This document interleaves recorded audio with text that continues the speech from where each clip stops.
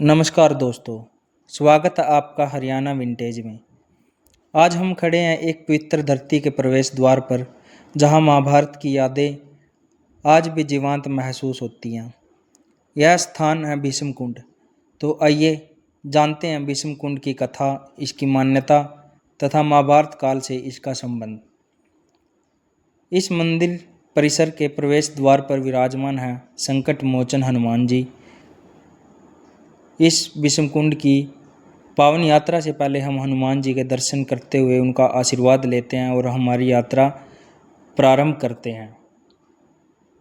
यहाँ है विराजमान हमारे नन्हे प्यारे लड्डू गोपाल जी। कन्हैया का यह बाल रूप भक्ति के साथ साथ सरलता और प्रेम का संदेश देती है। इस परिसर में आगे बढ़ते हुए हमें दर्शन होते हैं महंत श्री रामदास जी महाराज के। अब हम पहुंच चुके हैं पावन शिवलिंग के दर्शन करने। महादेव का यह स्वरूप भक्तों के लिए आस्था और श्रद्धा का केंद्र है। शिवलिंग के सामने आते ही मन और आप शांत हो जाता है।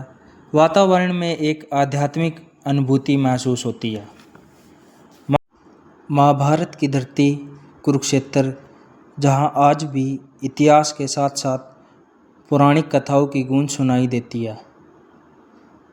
अब हम प्रवेश कर रहे हैं श्री दुर्गा माता जी के दर्शन करते हुए, जो कि इसी मंदिर परिसर में स्थित है, और इसके साथ ही भगवान पंचमुखी हनुमान जी के दर्शन जो इसी मंदिर में विराजमान हैं, जिसे देखकर बहुत ही प्रसन्नता का अनुभव होता है।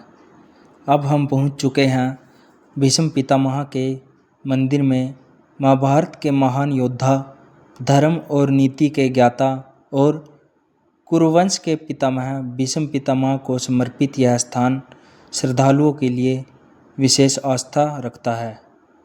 युद्ध भूमि में बाणों की सैया पर लेटे भीष्म पितामह ने अपने अंतिम समय में भी धर्म, नीति और जीवन का ज्ञान दिया।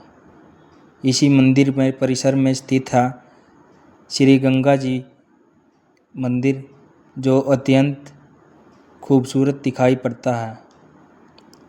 इसी के साथ यहाँ हम प्रसाद ग्रहण कर सकते हैं। तो आगे चलते हुए इस परिसर में स्थित है एक विशालकाय प्रतिमा श्री संकट मोचन हनुमान जी की, जो अत्यंत शोभनीय प्रस्तुत होती है।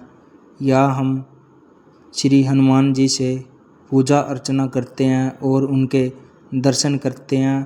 कहा जाता है वे सभी संकटों को हर लेते हैं। इसी के साथ हम अब भीष्म कुंड की ओर बढ़ते हुए दिखाई देते हैं। कहा जाता है कि महाभारत के युद्ध में जब पितामह भीष्म ने कौरवों की ओर से युद्ध किया, तो अर्जुन के बाणों से घायल होकर वे धरती पर नहीं गिरे, बल्कि बाणों की सैया पर लेट गए। पितामह भीष्म को इच्छा मृत्यु का वरदान प्राप्त था, इसलिए उन्होंने अपने प्राण त्यागने के लिए उचित समय की प्रतीक्षा की।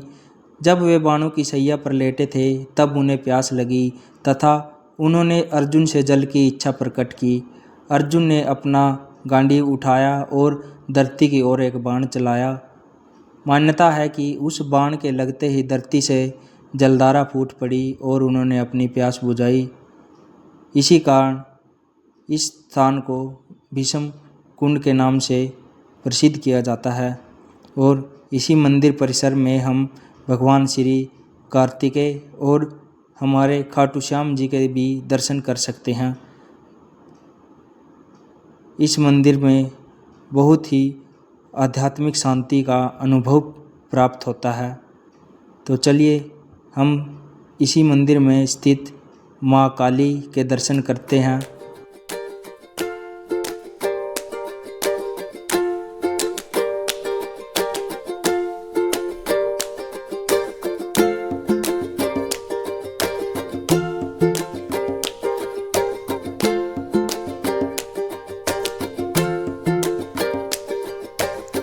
तो हमारी भीष्म कुंड की यात्रा यहीं पर समाप्त होती है। अगर आपको हमारी वीडियो पसंद आई तो लाइक करें और हरियाणा विंटेज को सब्सक्राइब करें। हर हर महादेव। जय श्री कृष्ण।